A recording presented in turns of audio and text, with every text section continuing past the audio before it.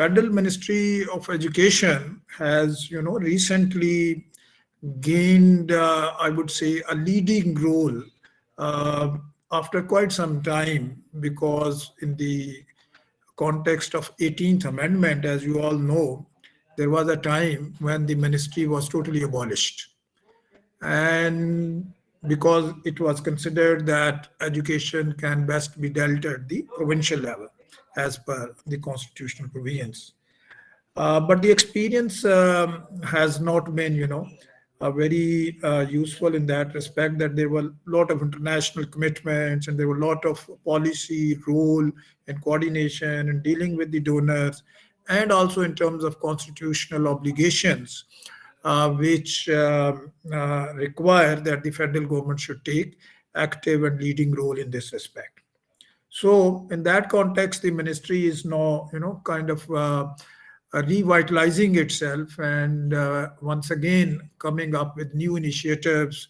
The ministry has already developed a framework for the education in Pakistan, and now it is in the process of developing a new education policy. A lot of good initiatives have already been started.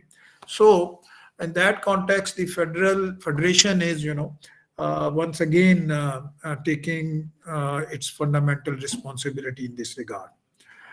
Uh, in the beginning, we all know that how important education is for all of us. And I keep, whenever, I look at this, importance, I'm always reminded of this quote from Qaid-e-Azam, and because he said it in, such an early stage, that education is a matter of life and death for Pakistan. The world is progressing so rapidly that without a requisite advance in education, not only shall we lag behind, but may be wiped out altogether. So, how visionary he was, that he was, taking into account that this should have been the topmost priority since the creation of Pakistan. But unfortunately, this has not been, the scenario on ground. However, um, uh, having said that, the provision of free, compulsory, and universal primary and secondary education has long been a stated objective of Pakistani governments, and successive governments have actually launched multiple campaigns to increase the quality and reach of primary and secondary education. A number of federal policies have also been enunciated in the past, but if we really evaluate that, the success is generally very limited. Because if we still see many of our education indicators and compare them with our neighbors, or compare them with countries who have almost similar kind of economy, we still, lag behind in a number of respects. Uh, Although we are signatory to the Global Education Development Agenda in terms of sustainable development goals to ensure inclusive and equitable quality education and promote lifelong learning opportunities for all by 2030.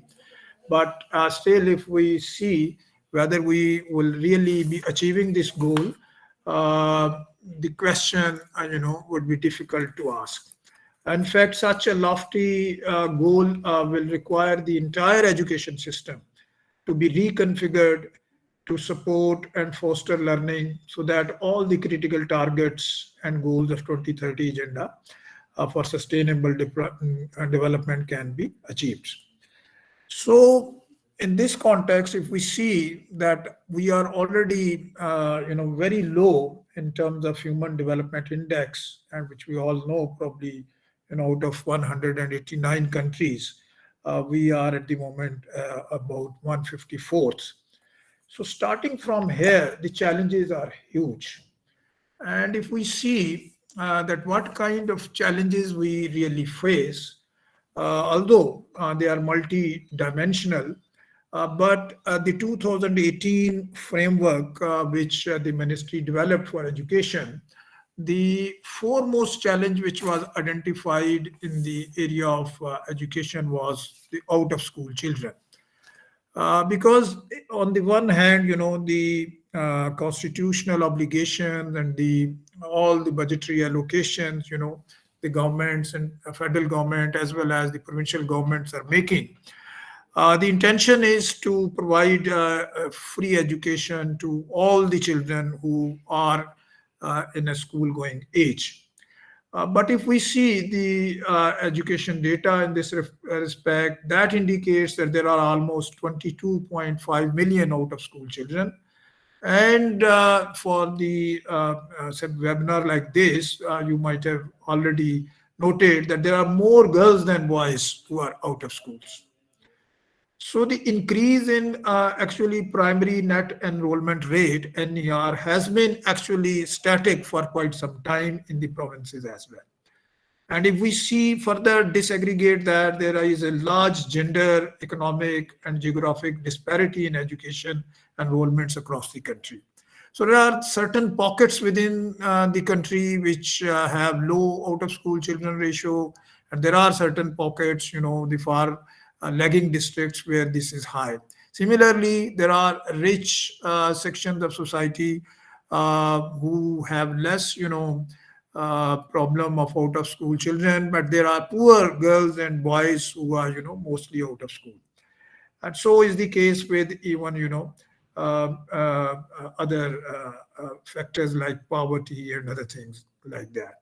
So that is the biggest challenge, that how to address out of school children. So the ministry at the moment, is taking a number of initiatives, and as also, uh, in dialogue with the provinces, with the donor agencies, with other stakeholders to address this question. First of all, the ministry has, in this respect, created a distance learning wing. So because, we think that with the COVID scenario, the technology has opened new vistas for disseminating education to the out of school children. You already had a session yesterday, and you would have discussed that how now the, new ways of disseminating learning and knowledge to the children has actually dominated the educational landscape now. Although, still we are quite, behind as the world has moved further in that respect, but our teachers or our technological infrastructure in schools needs much to be improved. So one of the key priorities of the ministry with the help of donors is to create such platforms and to enable federal schools as well as to demonstrate through role model experiments that how we can deploy technology to disseminate education to the out of school children. So the ministry has already launched a tele channel, as you might have seen, that a web based portal where the content is available and the students are accessing that. We are also carrying out various surveys and impact assessments, that how much these interventions are successful and how much these interventions are not successful. So that is one area. Secondly, in order to develop any sound policy in this regard, I think, as we all noticed, that this is a complex issue, that the collection of data from provinces, from schools, in terms of gender or in terms of age or in terms of formal or non-formal schools, that is very critical. Because, if we want to, develop an effective policy intervention in this area, unless we come up with a very reliable and very focused scientific data on this, the policy would be then difficult to implement on that. So we are implementing a big project with the help of FCDO and World Bank, whereby we are strengthening the data regime and data integration both in the provinces as well as at the federal level. And this data would, it's not only a kind of software which or a simple integration of the existing MIS, rather it's a kind of, an architecture which is going to be, developed in consultation with all the stakeholders, keeping in view the major policy goals. What kind of, goals we have, and what kind of data we exactly need to collect from the provinces. So that is one area which, the ministry is taking lead in that respect. We have established a new institution, but which is called the Pakistan Institute of Education, PI. That has been, approved by the cabinet, and we are actually merging our two organizations. One is called APAM, and the other is NIS, who actually collect data and carry out assessments in the districts.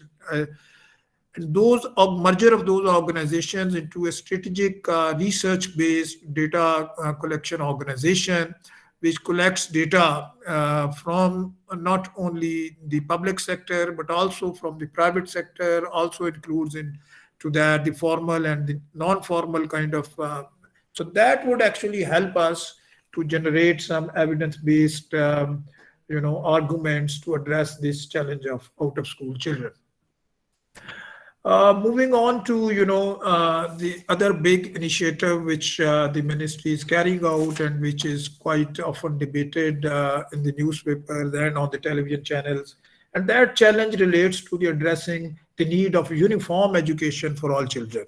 As we all know that there are various kinds of systems, the English medium, the Urdu medium, and the religious madrasas who are operating in these schools, and all of them are being educated in different kinds of, learning standards. So one of the initiative of the ministry is to come up with a uniform standard for all these different kinds of, systems who would be now using the single national curriculum based standards, which would be, essential for everyone to follow. And this, we believe, is going to, reduce the inequity, or, the opportunities which every child should actually have if we really want to develop his true potential in the society. The third major challenge which we have identified is that is relating to the uh, domain of the skills area.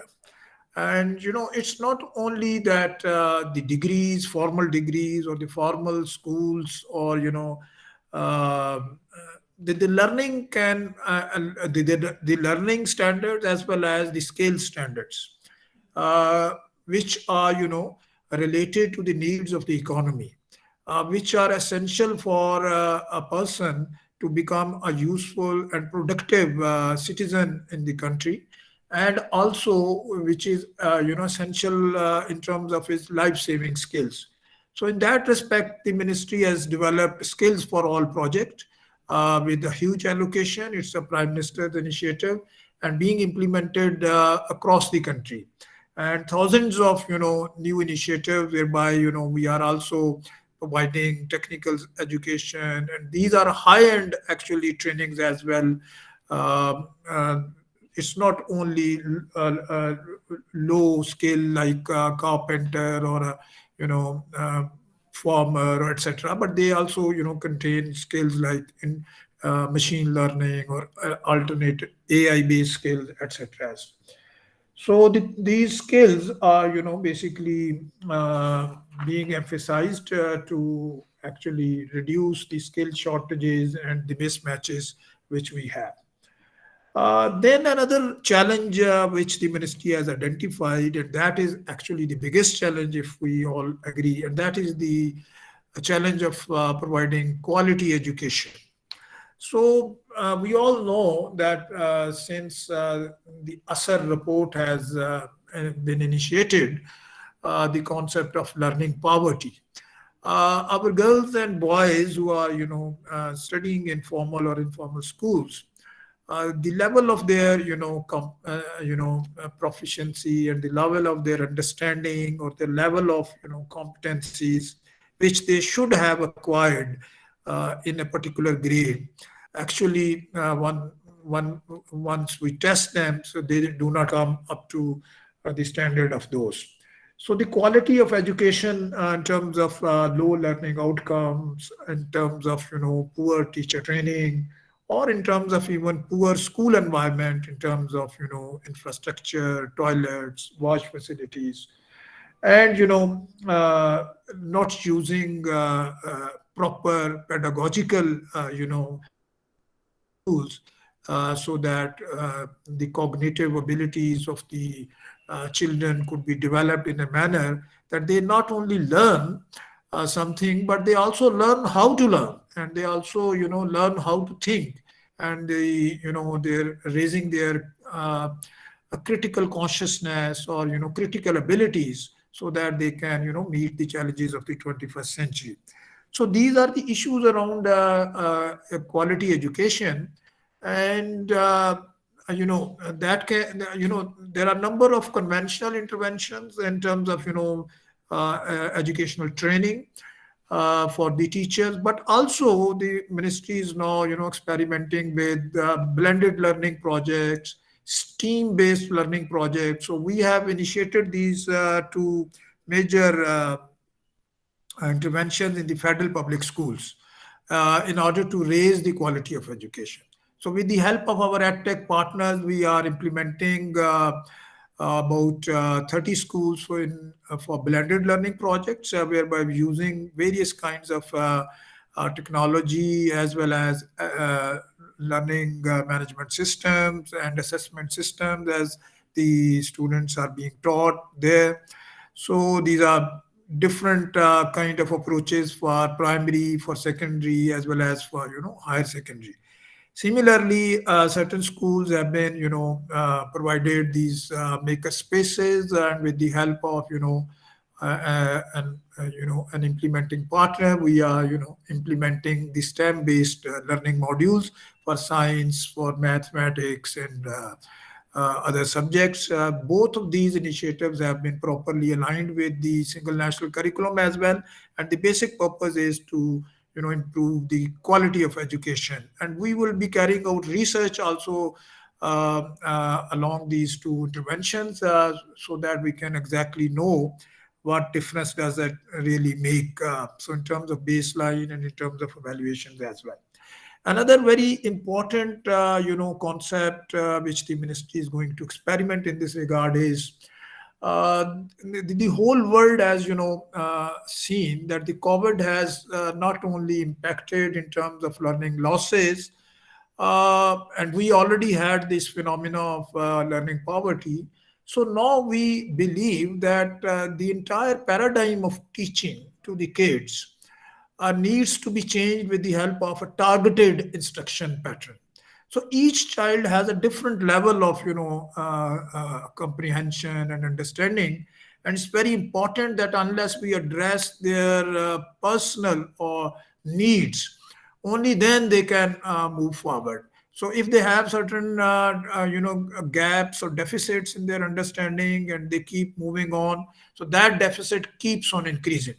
So the targeted instruction patterns, or they need to be adopted, so that some kind of remedial learning can be introduced in the classes.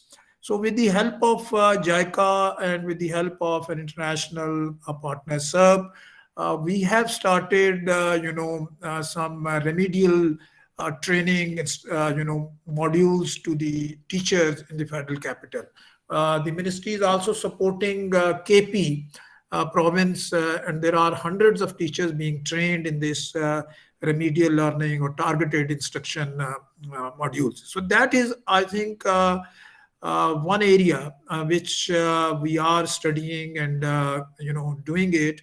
If that goes well, I think that has the ability to actually change the entire paradigm of instructions, instructional, pedagogy in the class.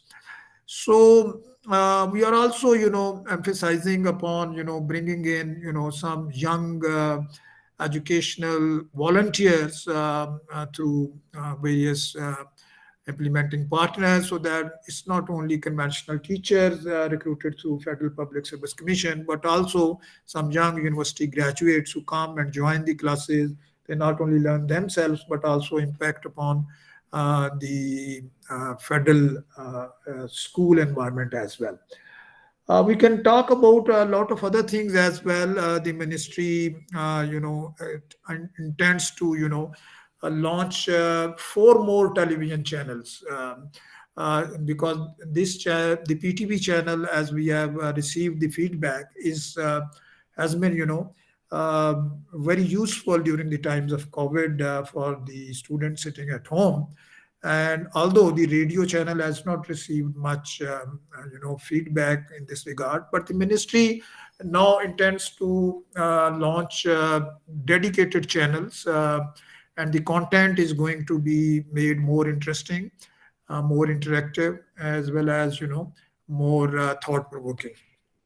So we are actually partnering with the Lama Iqbal Open University in this regard, and we are going to launch these four channels in the coming months. Uh, these are some of the major areas and the major thinking process which we are passing through, and we are partnering with various donor agencies and inviting them to become partners with us in all these initiatives. And there are multiple partners who want to work with us. We would also invite the civil society and the NGOs, or the organizations like Page or other young guys participating in this webinar, to feel free to interact with us through our website. The ministry is going to develop a national education policy in the coming 3 months, and we are going to create a dedicated website for that. And everyone can, directly interact with us for that purpose as well. And we will be, incorporating a lot of feedback within that policy, because we believe that, in fact, it's not only the ministry. Ministry, in any case, is not the major implementing, agency. The implementing agencies are in the provinces, or they are in the private sector, or with the NGO sector as well. So we want to support them. Although the COVID, affected us in a very bad way, and it was, a very traumatic sort of experience for the kids as well, because they was, seeing so many, deaths around them, and there was a, very traumatic experience around that. So the ministry is also partnering with UNICEF, at least in the federal capital area, to provide some psychosocial support to the kids, so that they are better able to relate to these kinds of stress related incidents and factors, and they could then focus upon their studies. The another factor of COVID related disruptions was this, that the journey towards technological upgradation of the schools and introducing technological tools, that has been made now imperative for everyone, not only for the higher education, but also for the primary and the secondary education as well. So there were many things, which were not happening, to which, the school disruption, the student losses, or,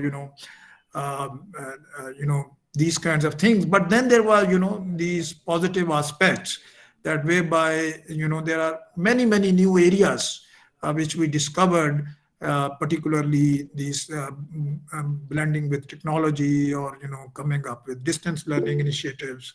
So I would, like to, conclude here in that it's our faith in the education, and it's our commitment, for the learning systems, and our, determination to, to reach out to the poorest sections of society, that will inshallah continue. And we are going to, provide maximum resources in that respect, try to, coordinate and articulate major, formulations of policy in this regard, and also, provide the necessary, support to the implementing partners. It reminds me again, when I think of, these effects of COVID in terms of education. So again, a very famous quote from Charles Dickens, that it was the best of times and it was the worst of times. It was the age of wisdom. It was the age of foolishness. It was the epoch of belief and it was the epoch of incredulity. It was the season of light. It was the season of darkness. It was the spring of hope. It was the winter of despair. Thank you very much.